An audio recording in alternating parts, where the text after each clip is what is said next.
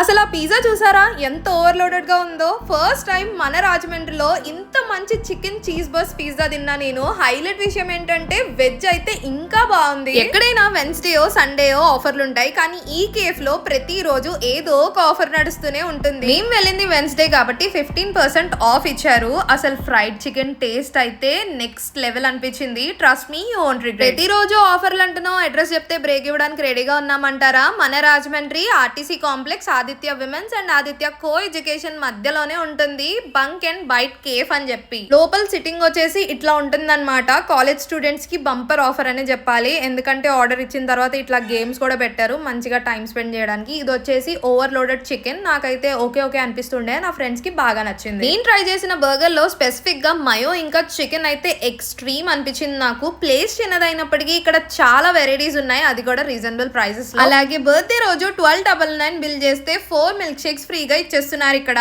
ఇంకెందుకు లేట్ మరి, అడ్రస్ గుర్తుంది కదా, ఫాలో.